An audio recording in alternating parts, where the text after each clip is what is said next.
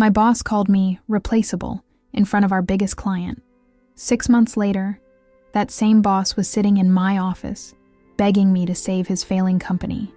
But I'm getting ahead of myself.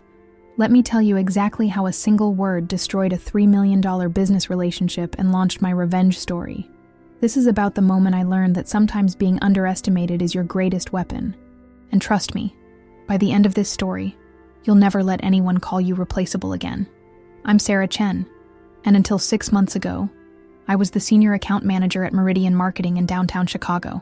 Used to be, because what happened in that conference room didn't just end my career there, it ended my boss's entire world. Picture this. It's a rainy Tuesday morning in downtown Chicago. The 42nd floor conference room of Meridian Marketing overlooks the bustling streets below. But inside, the air is thick with tension and stale coffee. Our biggest client, Peterson Industries, worth $3.2 million annually, is sitting across the mahogany table, waiting for our quarterly presentation. I'd spent 63 days crafting this pitch. 63 days of 14-hour workdays, market analysis that went 3 layers deeper than anything our competitors could offer, consumer insights that could revolutionize their brand positioning, and creative concepts that would dominate their industry for the next 5 years. But there I was, watching my boss Richard Hoffman present my work as if he'd conceived every brilliant strategy himself. His gravelly voice filled the room as he gestured confidently toward my research, my consumer psychological profiles. My late nights turned into his moment of corporate glory. "Sarah here did some clerical work," he said, barely glancing in my direction. "Not background work, clerical work. 3 years of building this client relationship from zero to market domination, and I was reduced to a glorified secretary." But what happened in the next 30 seconds didn't just break something inside me. It broke Richard's entire career. Peterson's CEO, Margaret Walsh, looked directly at me with those sharp blue eyes that had closed billion-dollar deals. "Sarah, we've worked together for 3 years. You know our business better than we do sometimes. What's your honest take on this new direction?" Before I could even open my mouth, Richard's voice sliced through the air like a corporate guillotine. "Margaret, you really don't need to concern yourself with Sarah's input. She's replaceable. What matters is the strategy we're presenting today. Replaceable." That single word detonated in the room like a bomb. Margaret's eyes widened. She knew exactly who had been managing their account, who had increased their market share by 37%, who had saved them $4.8 million in the last campaign alone. The silence was deafening except for the rain hammering against the floor-to-ceiling windows. I could hear my own heartbeat, could feel the eyes of Peterson's entire executive team on me. My hands trembled as I slowly closed my laptop.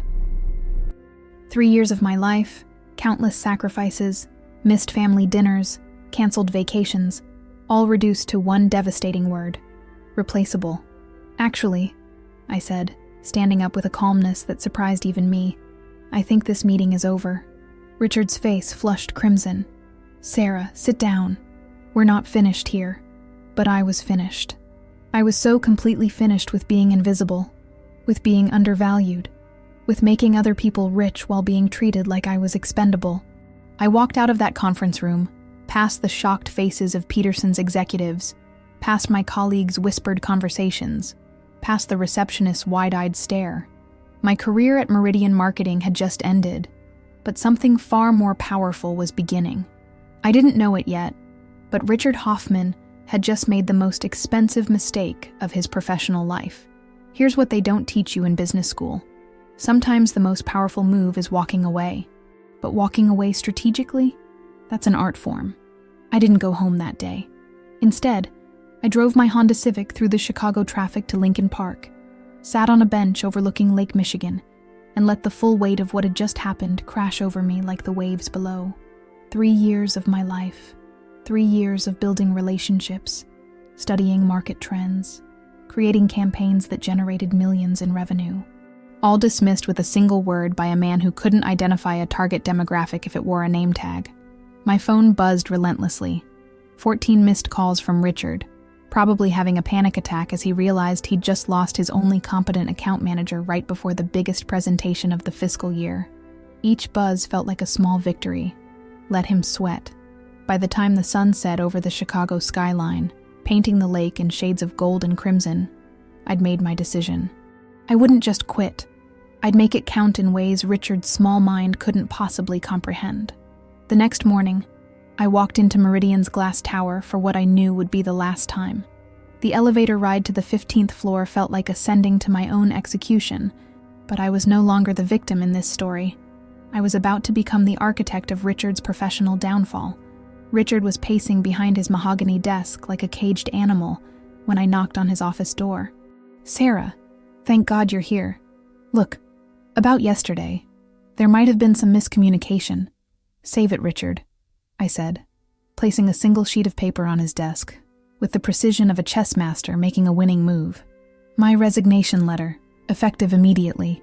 The blood drained from his face as he read the carefully crafted document.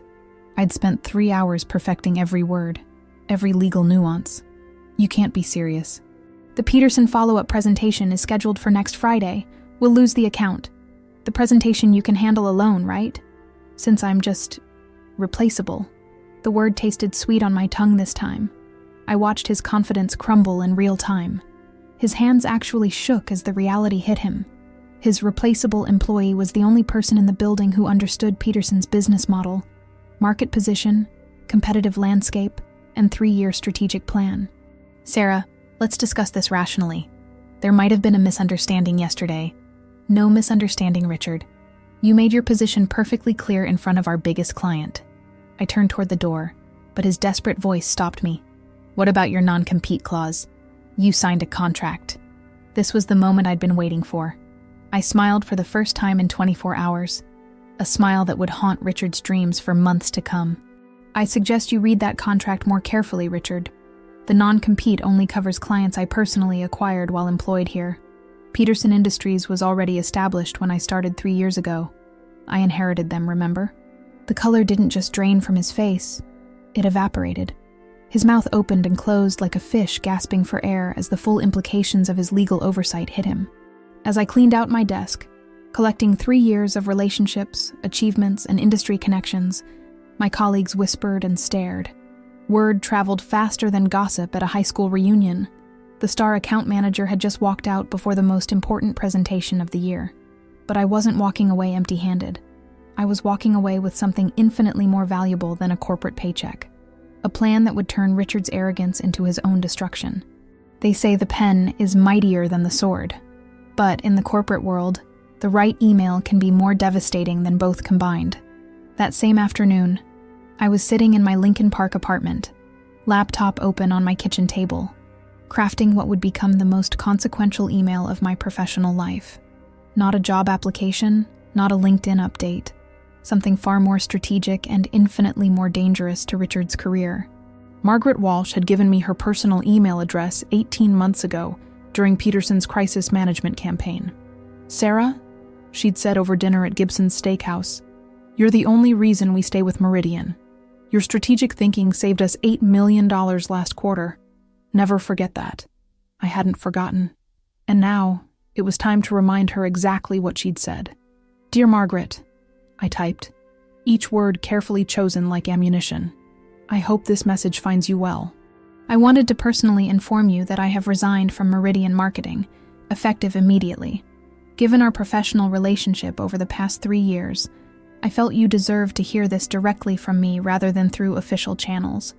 I crafted the message with surgical precision, never directly mentioning Richard's humiliating comment, but making it crystal clear that our partnership had been my absolute priority, one that was no longer valued by my former employer.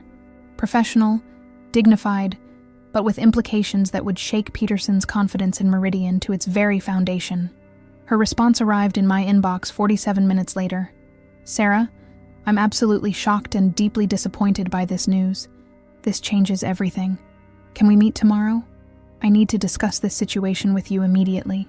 The next morning, I met Margaret at Portillo's, a small cafe in River North, deliberately choosing somewhere casual, somewhere that felt like a conversation between friends rather than a corporate conspiracy.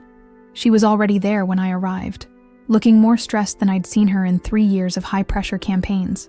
"Sarah, I need to be completely honest with you," she began, her coffee growing cold as she spoke. Peterson's board wasn't entirely satisfied with yesterday's presentation. The strategies felt generic, disconnected from our actual market position. When Richard made that comment about you being replaceable, something clicked for me. My heart hammered against my ribs, but I kept my expression professionally neutral. The market research that increased our revenue by 42%, the consumer behavior analysis that identified our new demographic, the campaign strategies that made us the industry leader. That was all your work, wasn't it? I nodded slowly, letting the confirmation settle between us like a signed confession. Margaret leaned forward, her voice dropping to a whisper. Sarah, I have a proposition that could change both our futures. Peterson Industries has been considering switching agencies for the past 6 months. The board authorized me to explore independent consultants. Would you be interested in going out on your own? We'd be your first client. Full contract, 2-year minimum, with performance bonuses. The offer hung in the air between us like a golden bridge to a future I'd never dared imagine. Margaret, I paused, letting the magnitude of the moment expand. I would be honored to continue our partnership. We shook hands across that small table, sealing a deal that would change everything. Not just for me, but for Richard, for Meridian, for everyone who'd ever called someone else replaceable. As I walked through the bustling Chicago streets back to my car, my phone rang. Richard's name flashed on the screen. This time, I answered. Sarah, we need to talk urgently. Peterson's assistant just called. They're asking specifically for you for next week's follow-up meeting. They won't accept anyone else. That's interesting, I said, unable to hide the satisfaction in my voice. Unfortunately, I'm no longer available for Meridian projects. The silence on the other end stretched for so long, I thought the call had dropped. Sarah, what have you done? They say success is the best revenge. But sometimes, revenge is watching your former boss beg for help from the woman he called replaceable. 8 months later, Chen Strategic Consulting occupied a corner office on the 32nd floor of a Michigan Avenue high-rise, with floor-to-ceiling windows overlooking the Chicago River. What had started as Margaret's leap of faith had exploded into something that exceeded every projection I'd ever made. Peterson Industries wasn't just my client anymore, they were my showcase. Our rebranding campaign had shattered industry records, earning 2 Advertising Age awards and generating a 68% increase in their market share. But more importantly, success breeds success. 4 major corporations had approached me in the past month alone. I was reviewing proposals from potential new clients when my assistant, Jessica, buzzed the intercom. Sarah, there's a Richard Hoffman here to see you. He says it's urgent business. I almost laughed out loud. Richard Hoffman, in my office, calling it urgent business. The irony was so perfect I could taste it. Send him in, Jessica. Richard walked into my office looking like a man who'd aged a decade in 8 months. His usually immaculate suit was wrinkled, his signature confidence replaced by the desperate energy of someone whose career was circling the drain. He stopped just inside the doorway, his eyes scanning my awards, client photos, and the Chicago Tribune article about my company framed on the wall. Nice office, Sarah. Really impressive. Thank you, Richard. Please, have a seat. What can I do for you? He perched on the edge of the chair like he might need to run at any moment. Sarah, I think we may have gotten off on the wrong foot last year. Meridian has been experiencing some challenges since your departure. Challenges. That was one way to put it. According to my industry contacts, Meridian had lost Peterson immediately after my resignation, followed by 3 other major clients who'd specifically requested to work with me. Their revenue had dropped by 43%, and 2 senior employees had already jumped ship. I wanted to discuss a potential partnership opportunity, Richard continued, his voice getting smaller with each word. Maybe Chen Strategic could collaborate with Meridian on some projects. We could offer you competitive compensation. The moment was so delicious I had to force myself not to smile. The man who'd humiliated me in front of our biggest client was now sitting in my office, asking me to save his failing agency.